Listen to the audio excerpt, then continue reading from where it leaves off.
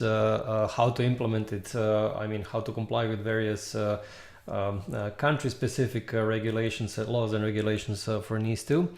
So we'll just wait a minute for everyone to join. And while we're waiting, can you please let me know where are you joining from? So I'm calling in from Zagreb, from Croatia. So just let me know if you joined through Zoom. Just let me know through this Q&A panel, you know, which city and the country you're calling in from. If you're joining through LinkedIn or through YouTube, you can send this message through chat. Okay, while we are waiting, just two announcements here. So first of all, we are recording this webinar, so you'll be able to watch the webinar basically from the same page where you're actually registered for this webinar. So if you registered on Advisera page, then you will basically be able to see the recording on the same page where you registered. If you are watching this on YouTube or LinkedIn, then you can actually see the recording on the same page where you see the live webinar now. And the second thing, you'll be able to download this presentation. So after the webinar, you actually at the end of the webinar, I'll let you know where you can find these links, this link to actually download this presentation deck. So basically, this is something that you'll be able to find out at the end of the webinar. Okay, a couple of people letting me know where they're from. Some from Belgium, okay, from Zagreb, Croatia, so the same as me. From Portugal, okay, thanks for letting me know, and I'm glad that people all over Europe are actually interested in this topic.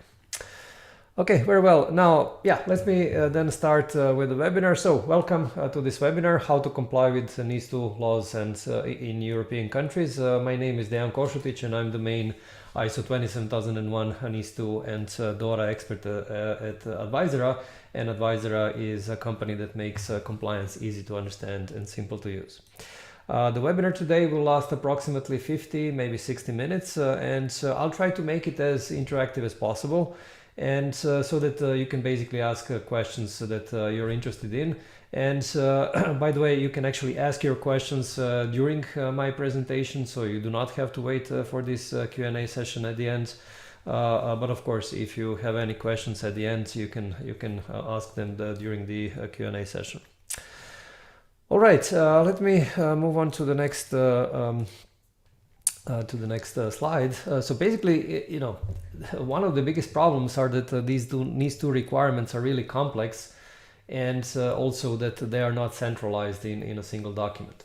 And basically, this is also what is visible from the poll that I recently published on LinkedIn. As you can see, the question here was, what is your biggest challenge when complying with NIS2 across multiple EU countries?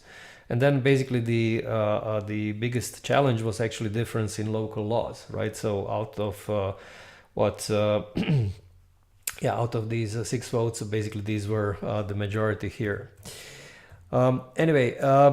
So basically this is the challenge, right? So basically what I'll present you in this webinar today, what these requirements really are, and how to approach the compliance. And especially if your company has to comply in several European countries, and this means that you have to comply with different rules, you know, how to kind of combine these efforts into a single effort so that you can actually do this with, let's say, a smaller amount of effort.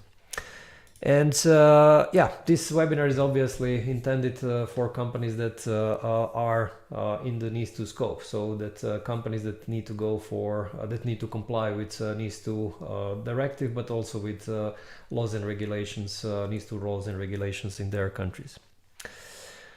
Okay, so yeah, one of my main points today that you'll see is that as I already mentioned, these unfortunately these NIS2 laws and regulations are different in particular in each EU country. So each country is publishing their own laws and regulations. So even though they are different, still, you know, you can actually find a way to kind of use, I would say, the same implementation approach, the same path, so to say, to comply with all of these laws and regulations. And this is exactly what I'll show you in today's webinar, a couple of techniques to achieve this.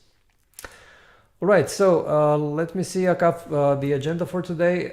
And by the way, as I go through this agenda, you can let me know through this through chat window or through Q&A window, or if you're joining through Zoom, you can actually let me know which of these topics are you interested in the most. And then I'll try to dedicate most of the time to these topics during the webinar. Anyway, I'll show you actually as the first topic today what are these three levels of requirements according to NIS2. Second topic is what I would say, what I found out is that different EU countries have different approaches, but nevertheless there are 4 approaches in total of these EU countries. So each EU country is following one of these 4 approaches, and so this is what I'll show you in one of the next slides. Then I'll explain why this Commission Implementing Regulation 2024-2690, why is it important? And I'll also show you a little bit about this ENISA NIS2 guidance, which basically helps you implement NIS2. And then I'll show you what the steps, what are the most optimal steps that you should take when you want to comply with local NIS2 laws. And finally, a couple of suggestions on how to write NIS2 documents. So anyway, lots of things to go through today. So let me start with this first topic. This is basically around these 3 levels of requirements for NIS2. So basically I made this slide, if you are not very deeply in NIS2 topic, just to explain you what kind of laws and regulations are there, what kind of rules are there, so that you know actually what you need to comply with. Okay, on top you have this NIS2 directive. Okay, you see this is in the center on the top. Now, where is this valid? Obviously it's valid in all EU countries. So no matter in which EU country you are based, this NIS2 directive is valid. However, contrary to what most people think, this NIS2 directive is not directly applicable to companies.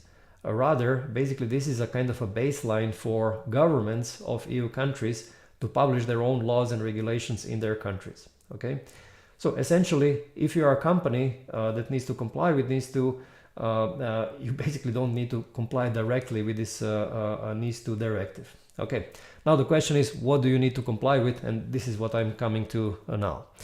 The second level is this CIR, which basically stands for Commission Implementing Regulation number 2024-2690. Okay, this one actually is mandatory, and it's mandatory actually for digital companies from the NIS2 scope. And there are actually 3 sectors. By the way, there are in total 18 sectors that are mentioned in NIS2 directive. And out of these 3 are digital companies. And I'll actually specify what are these digital sectors in the next slide, or in one of the next slides. But the point being is, out of these 18 sectors, there are 3 sectors that are focused on digital companies. And if you are a digital company in one of these 3 sectors, then you will have to comply with this CIR 2024-2690. Okay, this would be mandatory for you. And it doesn't matter in which EU country you're based. In any country, this CIR is mandatory for digital companies. Then there is also this ENISA NIS2 guidance, which is not mandatory. And this ENISA NIS2 guidance basically explains how to implement this CIR. Okay, so contrary to this name, basically it says ENISA NIS2 guidance. It doesn't really apply to the whole NIS2. It applies only, doesn't apply to all the NIS2 companies. It applies only to these to these companies from these 3 digital sectors. And then on the last level, basically on the country level, each EU country has to publish their own laws and regulations. So as you can see, country number 1, number 2, number 3, and so on. So all the way to 27 EU countries. So each of EU countries has their own laws and regulations. And of course, these laws and regulations are valid only for that particular country. So whatever, will be published in Austria is not valid for, Belgium or vice versa. Now, the thing is that whatever laws and regulations are published, this is valid actually for all the 18 sectors. So basically all the sectors that are included in NIS2. Okay. So I'm not sure if anything is more clear now. I hope that this small diagram actually explained a little bit more, you know, what is applicable, what is not, and who needs to comply with what.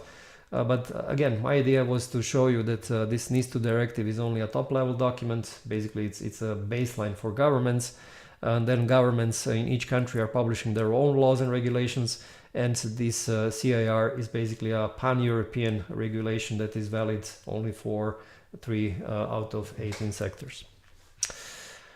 All right, now let's move on to the next slide. And as I mentioned before, when it comes to this lowest level, so on each EU country, out of the 27 countries, something like 16 or 17 countries actually published their laws and regulations so far. So not all 27 have published yet. But from these that did already publish their laws and regulations, actually you can see that there are 4 approaches. Okay. Now the first approach is basically this, like in Malta, that they actually publish only one document. Okay, so Malta has published this. It's not actually the law; it's some kind of an executive order which acts as a NIS2 law, and they don't have any other document. Okay, so in this case, this is the simplest, I would say, so to say, solution, or the simplest requirement for companies, because they only have to comply with this one document.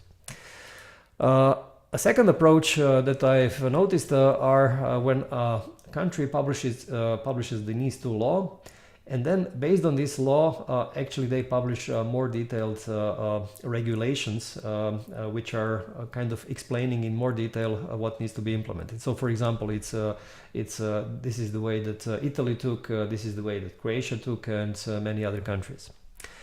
And then what I noticed in some countries is that they have again the NIS2 law, but they don't have these detailed regulations in general. Rather, they have some regulations which are specific for particular industries. For example, Denmark has published specific cybersecurity regulations for, let's say, energy sector, for telecommunication sector. So what you will see is actually there a very fragmented legislation, which has this top-level NIS2 law, but then 4 or 5 additional laws and regulations which are specific for particular sectors that Denmark considers important. And then the fourth approach is where a country publishes a NIS2 law, and then basically refers to particular frameworks, or let's say standards, which the companies can use to comply with this NIS2 law. And this is, for example, the approach that was taken in Belgium. And Belgium basically specified that they actually allow 2 ways or 2 standards to be used. So either Belgium's cybersecurity fundamentals framework or ISO 27001. So actually, let me show you how this looks like. So I'll share my screen now. I'll switch my screen and show you how this looks like. Just give me a second. So for example here, this is basically this Belgium's royal decree. It's also, let's say, a kind of an implementation regulation for NIS2 law.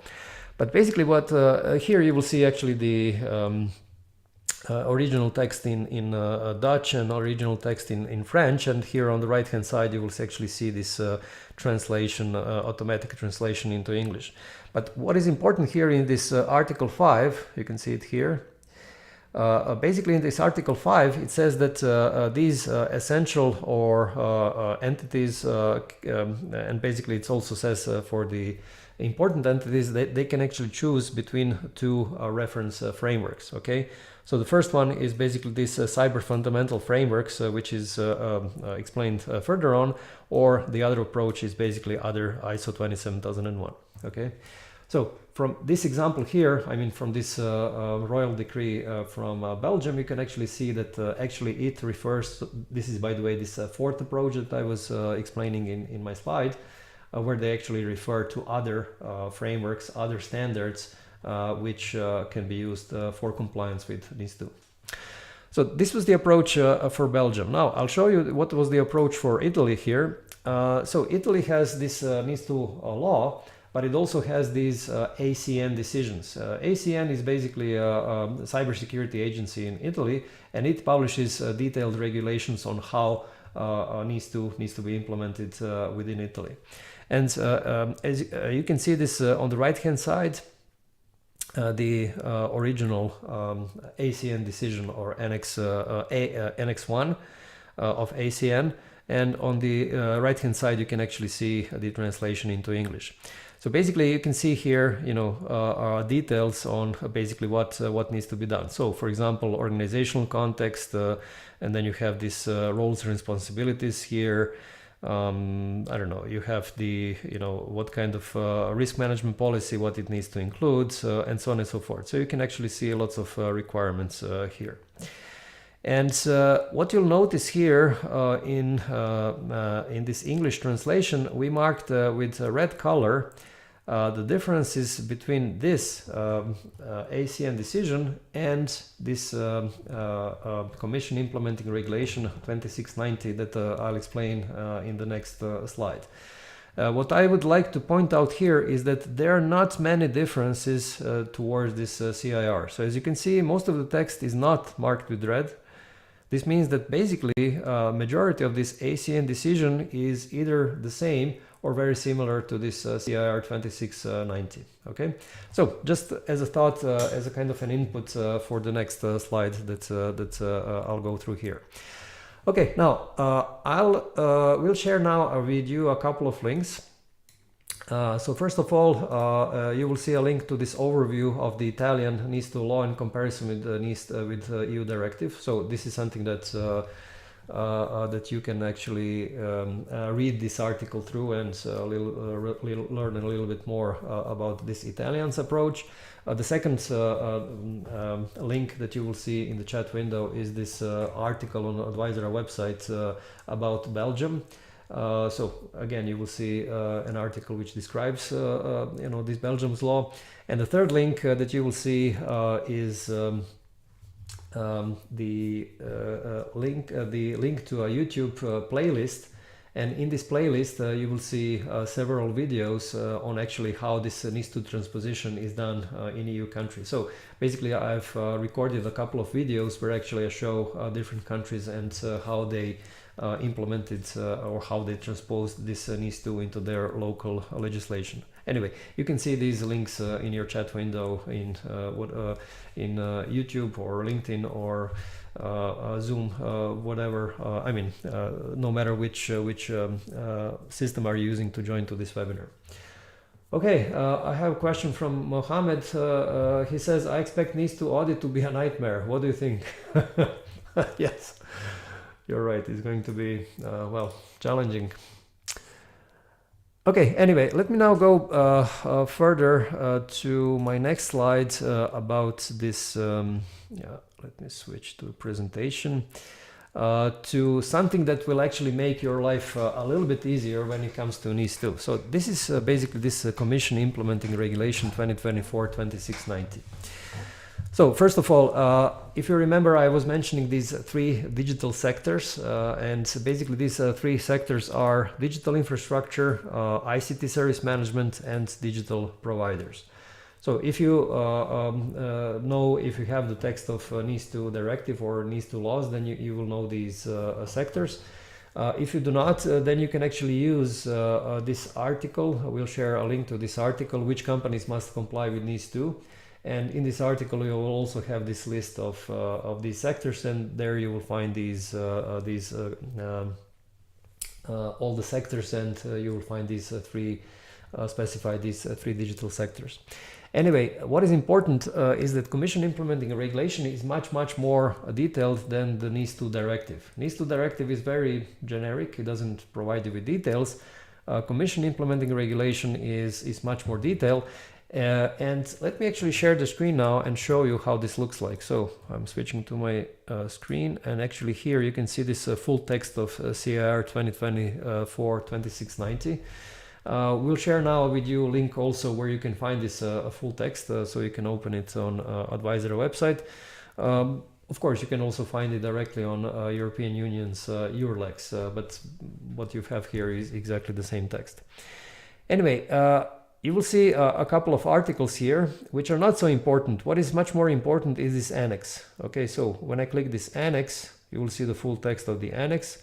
And there you will see, several sections. Okay, the section about policy on information security security of network information systems. This is basically the top level policy. So what this policy needs to include, as you can see, there are several things that are required here. Then roles, responsibilities, and authorities. Again, you have to specify lots of things here. Then second section is about risk management policy or risk management framework or whatever you want to call it.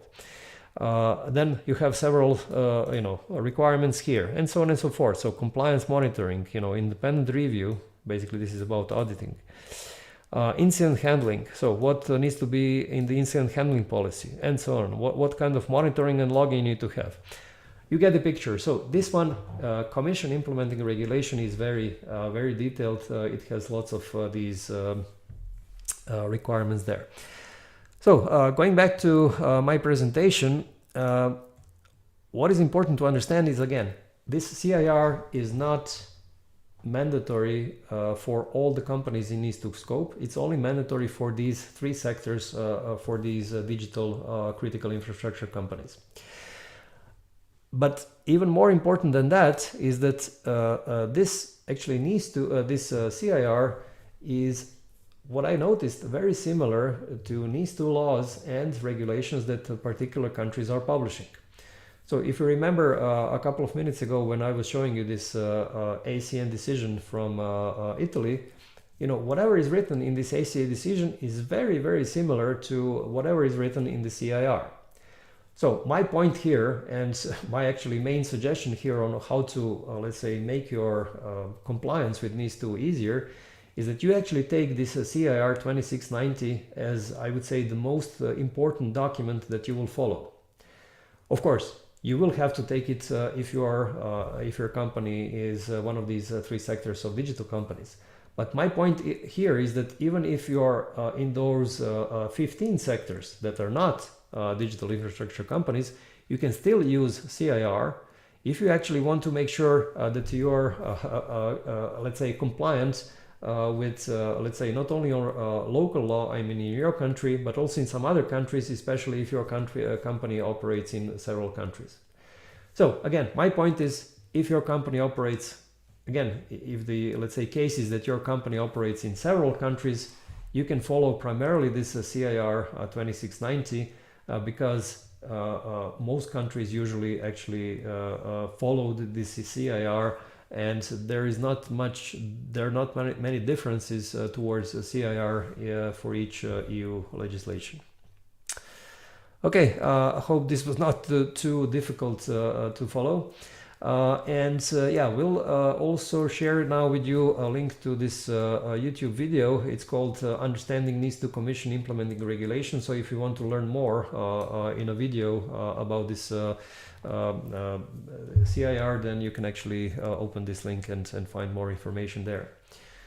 Okay, I have a question from Adam. I'm focused on renewables. Key for my clients is knowing whether NIS2 applies to their individual or portfolio of Windows Solar and BESS. I'm not sure what this means. Can you please comment? You actually have to open I'm not sure in which country are you based, but you have to open a local law, a NIS2 law, and there actually reads exactly what sectors are covered.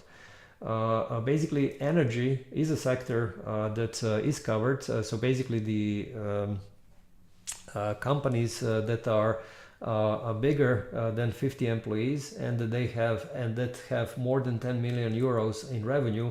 Basically, this is the criteria that you have to fulfill if you want to. To find out if you need to comply with NIS2. So, if you're in the energy sector, if you have more than 50 employees, more than 10 million euro of revenue worldwide, not only in one country but worldwide, then you will actually have to comply with NIS2. Okay, yeah, I'm not sure. I hope that this answers your question. So let's move on to the next slide. And by the way, you can also take a look at this article that we shared. The article was called, which companies must comply with NIS2. And basically there you have an explanation of really what are the criteria that need to be used to comply with NIS2. Okay, another question from Himanshu. We are a chemical distribution company headquartered in Belgium. Our biggest challenge is to advise our European entities on how they can show NIS2 compliance, while we as a group entity based in Belgium are doing the needful to be compliant to NIS2. Do our other European entities also need to show individual compliances in their own countries, or they should simply leverage our compliance as the group controls the information security across the globe? Okay, so basically, this was the case that, I was explaining with this CIR. So, as a chemical company, you do not have to comply with the CIR 2690. So, one option is basically that for each country, for each of your companies in local countries where you actually operate, that you follow, that each of these companies, your subsidiaries, that they, let's say, go for their compliance program on their own, and then they actually comply with local NIS2 laws independently from the group level. Okay, this would be one approach. Another approach, which I think would be more efficient, is that you actually plan your compliance program on NIS2 on your group level, including all of your subsidiaries.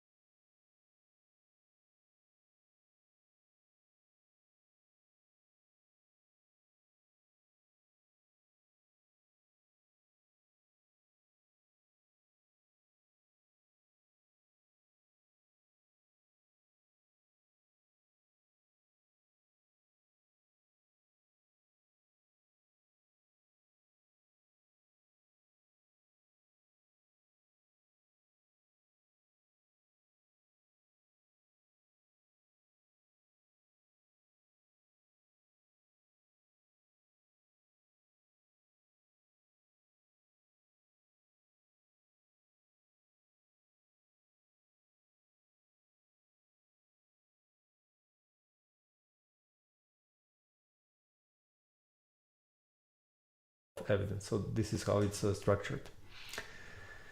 Okay, Louise is asking, does this document show all the requirements, policy and standard that needs to be created? If you are asking about CIR 2690, yes. So basically this ENISA guidance shows you everything that is written in CIR, plus this additional guidance and plus suggestions of all the evidence. So again, this ENISA guidance is relevant only for CIR. It's not directly relevant for particular laws and regulations in particular EU countries. Okay, good. Now let's move on to the next slide.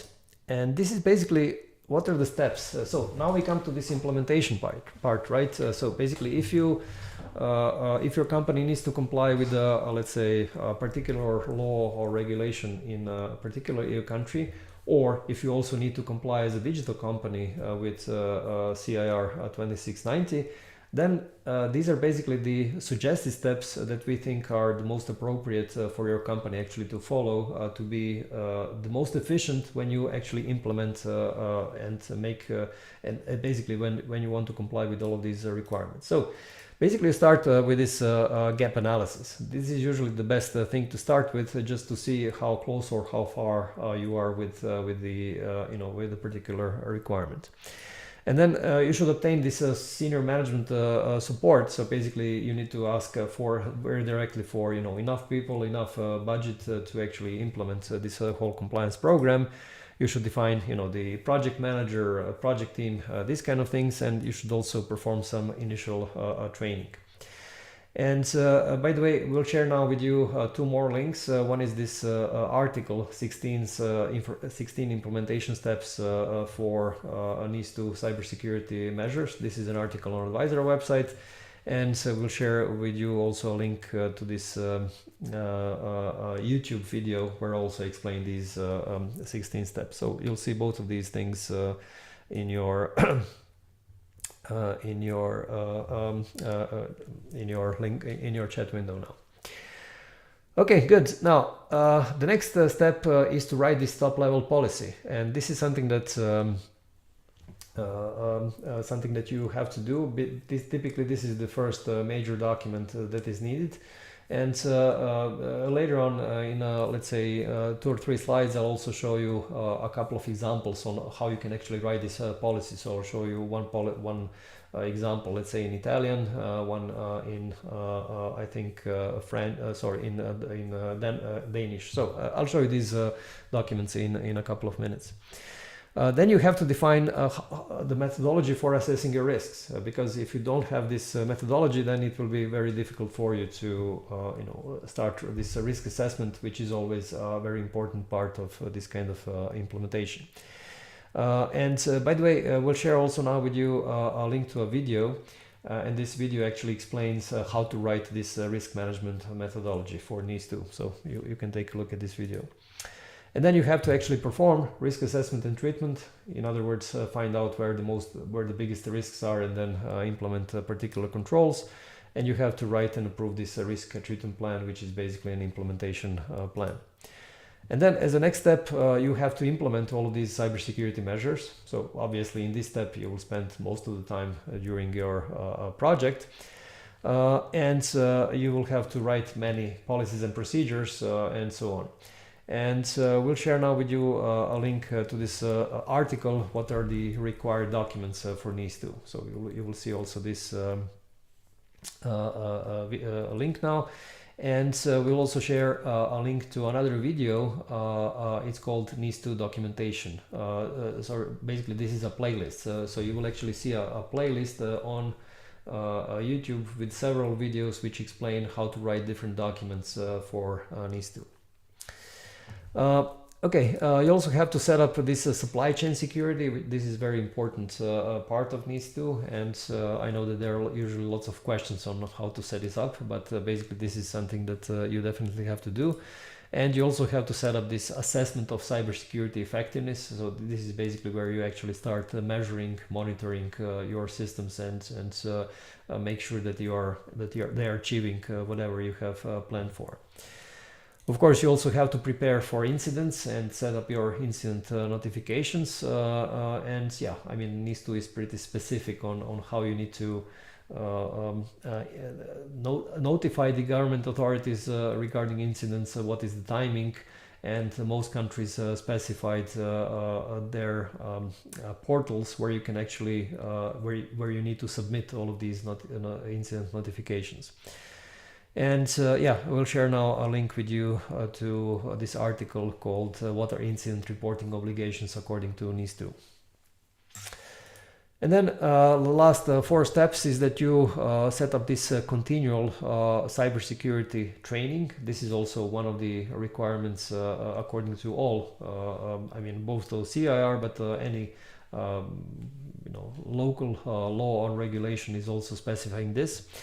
And we'll also share now with you a link to an article which explains how to perform training and awareness, and also a YouTube video where you can see how to organize NIS2 training and awareness. Then you have to perform these internal audits periodically. This is something that happens, let's say, at least once a year or more often. And you have to do these management reviews, basically where the senior management is informed on what is happening with cybersecurity and to make some crucial decisions. And by the way, all the local laws and regulations are always emphasizing that the senior management is responsible for cybersecurity. Of course, your CEO is not going to run cybersecurity. You will have a security manager or someone, but ultimately it's the senior management that is responsible. And again, each NIS2 law in every country is basically emphasizing this. And then of course you will have to perform these corrective actions. In other words, you will have to improve your cybersecurity. Okay, so roughly these are these are the, let's say, 16 high-level steps that you need to take. And again, in our experience, this is something that shows the best results. This is basically how you can actually implement the whole compliance program in a quickest way. And by the way, when you actually take a look at any of EU laws or regulations, then you will see that these steps fit into any of these NIS2 laws. Okay, Mohammed is saying the steps seem similar to those of ISO 27001. And yeah, you're absolutely right. Why is this so? Because I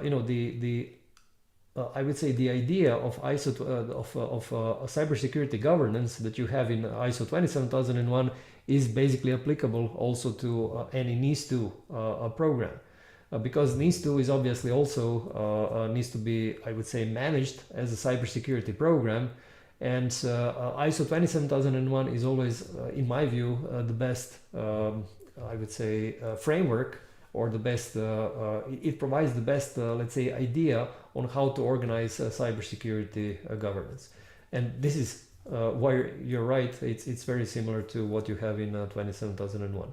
Of course, in 27001 you have some other steps which are not present here, like, statement of applicability, or I don't know, document management. These kind of things are not really relevant directly for NIS2.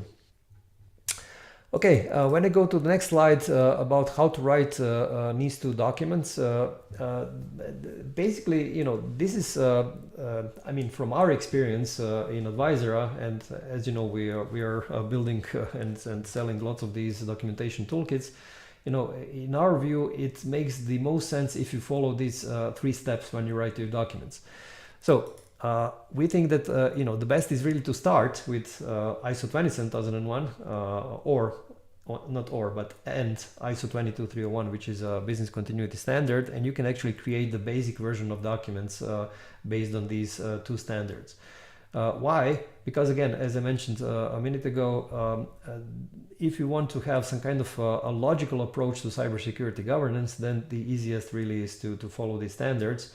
Because when you read NIS2 laws, when you read CIR, it simply lists, huge amount of requirements. It doesn't present you this in some kind of a logical order. whereas 27001 is much more logical, much easier to understand. And then as a second step, you should actually upgrade these documents to CIR 2024-2690 and to this ENISA guidance, right? So then you actually are moving closer to the details that are required by NIS2 or at least by this CIR. And then in the third step, you actually fill the gaps to the local NIS2 laws in particular countries, okay? Again, I'm not saying that this is the right approach for your company. I'm just saying that this is what we use in Advisera, and for us it proved to be, let's say, the quickest process actually to build documents. Okay, and let me now show you a couple of these documents from Advisera. So I'll switch the screen now to yeah, I'm showing you now this top level information security policy that was developed for Italian markets. Obviously it's in Italian, and I'll just scroll quickly to this. Okay, you have the idea of the, let's say, table of contents here. So it's a top level policy. It doesn't really specify cybersecurity details. It's more around, you know, who is responsible for what and what the senior management wants to achieve. I know that most of you don't speak Italian. I don't speak either, but I wanted to show you a couple of things. So first of all, you have this reference documents here. So this one here is basically the NIS2 law, and as you can see, it refers directly to which articles this document covers. Then the second bullet is about these ACN decisions, which are covered by this document. Then you also have this another ACA decision, and you have the top level NIS2 directive, and here you actually have this Commission implementing regulation 2690, and finally you have ISO 27001 clause 5.2. So as you can see, this one document was built on, let's say, according to several requirements. But in our case, again, we started with 27001 and then CIR 2690, and then finally these local laws and regulations. This is actually how we came up with this Italian version of this top level policy. When you actually scroll down, you will see several requirements here, and so let me just show you one thing here. Yeah, so for example, this this thing here. So basically, this is one bullet that we actually needed to add because of this specific requirement in ACN. Okay, so it's I'm not sure exactly what it says here because again I can't read Italian, but the point being here is that we adapted this document in this final third step. We actually adapted it and filled all the gaps that were ACN decisions were really more specific than what CIR or ISO 27001 were saying. Okay, I'll show you another example. This is again the same top level policy, but this time for Danish markets, obviously in Danish. And let me scroll down. So here again you have the same table of contents, and let's see the reference documents. So here you have even more references here. So, and if you remember when I spoke about Denmark, Denmark has top level NIS2 law, and then specific laws and regulations for cybersecurity in particular sectors, okay?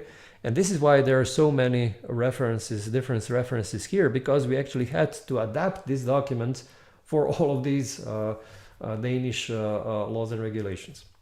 Of course, again, you have the NIS2 directive, you have this implementing regulation 2690, you have the ENISA, the implementation guidance, and of course you have ISO 27001. And when I go again through this document in this section 4.6, again you will see several specific things for these local laws and regulations. Let me just see. Yeah, for example, this here is inserted because of this BEC 1069/2025. I'm not sure exactly what this BEC is about. This is some kind of regulation, but I'm not sure what for which sector this is. Okay, I think this is for telecommunications, but I'm not sure if I again I'm not I can't read Danish. Okay, so these were a couple of documents that I wanted to show you, and let me just show you also where you can, if you want to purchase these toolkits. This is basically the documentation page. We'll also share now with you the link to this NIS2 documentation toolkit. And here you can actually see these templates are packaged in sets of documents. And once you actually purchase them, then you can download all of these templates on your disk. So there are in total 77 documents. And when I scroll down, you will see which countries did we cover so far. So as you can see, several countries here. And of course, for each of these countries, we have a local version. So if I open this Danish one, you will see everything is of course in Danish here, and you see actually a list of Danish laws and regulations which are covered with this particular toolkit. And of course everything is in Danish. When we take a look at, I don't know, Italy, again everything here in Italian, and explanation of which local laws and regulations are covered with this Italian toolkit. Okay, another thing that I wanted to show you is this training, since training is also mandatory for NIS2. We have this product called Company Training Academy, and using this training academy you can actually raise awareness and also train your employees for NIS2. And I'll show you how basically how this is done. So you go for this setup new training, and then you select a framework. Let's say that you want to raise cybersecurity awareness. Then you select this general cybersecurity, and then you actually select for which targeted audience you want this to have for. So let's say that you want to raise security awareness for members of the security committee, and then you click continue, and then you actually select a country language. Okay, so there are different languages available here. So let's say that you want German, and that you are based in, let's say, Germany. Then you click continue, and then you will see that the system automatically suggests what kind of training lessons you actually these particular members of the project team should go through. And all of these are actually in the form of videos, and as you can see, they're around 5 or 6 minutes, so not too long. Of course, you can see the preview of this video. Okay, and then basically as a next step, so these are all the videos here. Of course, you can change the sequence of the videos. You can also, I don't know, remove some of these videos if you don't like them. And then the next step is actually for you to define how often you want these people to see these videos. So let's say that you want them to see this, I don't know, once per week, let's say every Friday. And then when you click continue, you define what you want them to see. Let's say that you want to see the lessons and quizzes and test questions. And then in the last step, you simply have to add their email addresses. So basically, this is actually how you configure the training program. And once you click this activate program, then the system will start automatically sending email notifications to these people in the sequence that you specified. And it will also automatically record if these people really attended these trainings. So basically, all this happens automatically. It's actually very easy for you to organize NIS2 training and security awareness through this system. Okay, we'll send also a link to you to actually see the details of this product, and we also shared one YouTube video with you where you can actually see how you can use this kind of this training academy in practice. All right, let's move on then to the conclusion, and then I'll go through some remaining questions if you have. So, I know that this NIS2 is a challenge, but really, if you kind of plan this whole project properly, and if you use some, I would say, specific NIS2 tools, then this whole project, I'm not going to say that it's going to be easy, but it's certainly going to be, I would say, smoother than you probably expected in the first place. And of course, again, in Advisera, we can help you out with this documentation and also with NIS2 training. And yeah, well, we'll also share now with you a link to where you can actually schedule a call with our product expert, and he can actually show you how these products work. So you can actually schedule a free demo, and he will show you what everything that needs to be, I mean, everything that how these products work. And by the way, I didn't mention when we send you these links for toolkits and links also for this training academy, you can also sign up for a free trial. So if you want to, test how these applications work, you can, simply sign up and you don't have to pay anything. You can test how the system works. Okay, good. Now let's go for the questions and answers. And yeah, by the way, you can send me also your remaining questions now, and I'll go through them. And while you're sending these questions, just a couple of notes.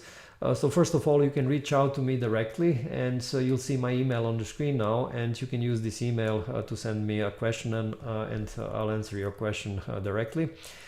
Second, you can follow me on LinkedIn and on YouTube. So on my LinkedIn profile, I publish lots of useful news about cybersecurity governance, AI governance, of course NIS2. So if you want to, keep up to date, you can follow me on LinkedIn. And on YouTube, as already mentioned, I publish lots of videos about NIS2 and other cybersecurity frameworks. Also, what you'll find on YouTube is this secure and simple podcast.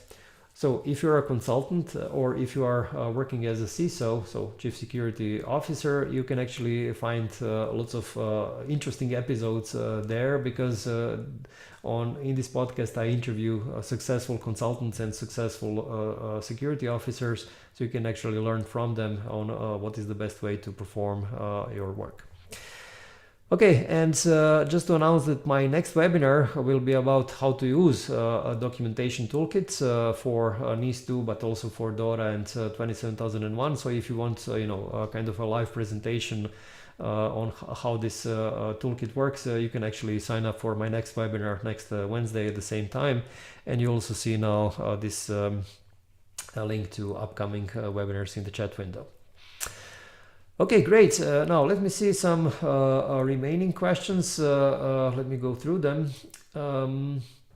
Okay, Luis is actually saying thank you, and yeah, thank you for asking questions. It's actually nicer when I have these questions coming in. Marco is asking for small companies with no people or just one dedicated to IT or cyber, what can we do to follow all these rules?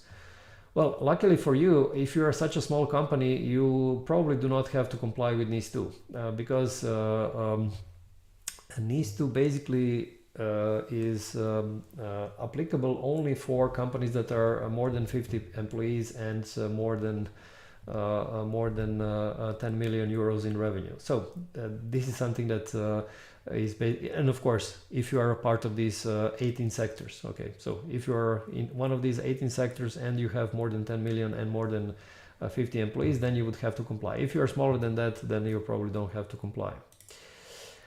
Adam says, thank you, great presentation. Can you please provide your email address? I have the LinkedIn, but email would be great. Yeah, I think we've shown the email address in the screen, but in any case, let me actually share my email again through the chat window. So let me just give me a second.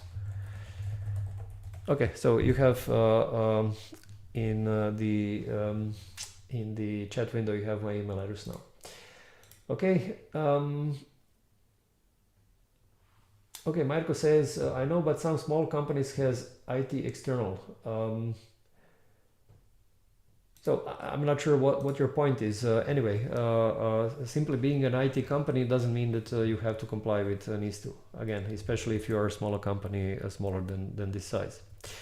Okay, also received one question prior to the webinar from William, and he asked, how does NIS2 connect to other EU regulations like EU AI Act, GDPR, DORA? First of all, NIS2 is fully aligned with GDPR, and basically it does recognize, of course, that you have to protect your personal data that you're handling. With regards to EU AI Act, basically EU AI Act first of all recognizes that all the AI systems that are used for critical infrastructure need to be considered as high-risk AI systems. Okay.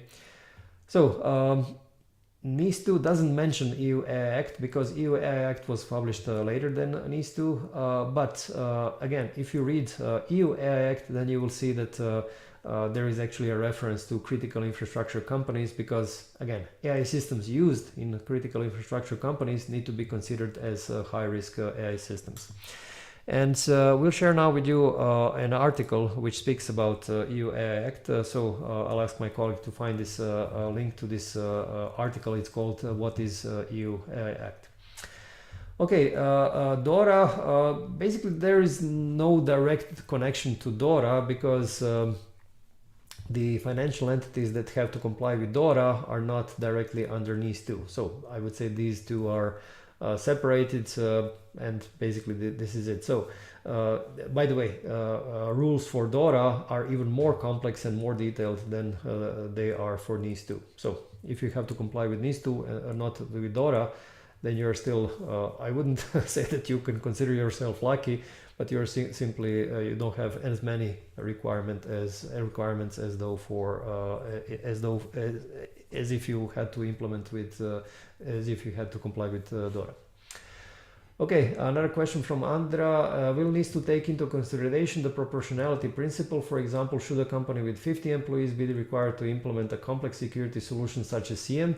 Yeah, definitely. You have this concept of proportionality. So, I mean, the smaller the company is, the less risks it has, it will have to implement less complex solutions, and vice versa. If you are a large, I don't know, critical infrastructure company like, I don't know, telecom or something like this, then you will have to implement more complex solutions.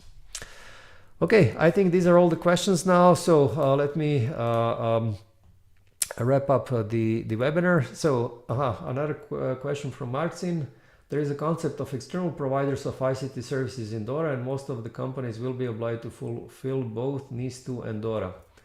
So the suppliers to companies of NIS2 and DORA do not have to comply with NIS2 or DORA. Okay, they are only suppliers. Okay, the fact that an IT company is providing their services to a company which is in NIS2 scope does not mean that this IT company needs to be compliant with NIS2. No, it's not. This is not true. So the suppliers, so IT companies that are suppliers to companies that are in NIS2 scope, they will have to implement some security standards, but not NIS2 itself. Okay.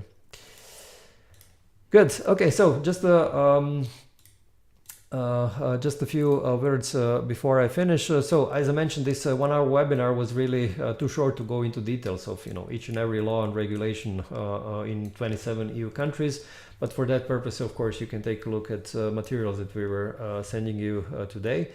And we'll publish this PDF presentation deck actually on the same page where you're watching the live webinar now. So if you are watching this on LinkedIn or on YouTube, then in about 10 minutes you will actually see in the comments we will post this we'll post the link to actually download this presentation deck.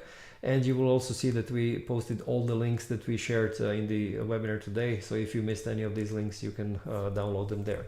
If you joined through Zoom, then we will send you all of these links through an email, and we will do this latest by tomorrow morning. And you also see a link to a short survey. So I would really appreciate if you could fill this out because this will give me a feedback on how I was doing in this webinar. And this will be all. Thank you very much for your participation, and I hope you have enjoyed this webinar.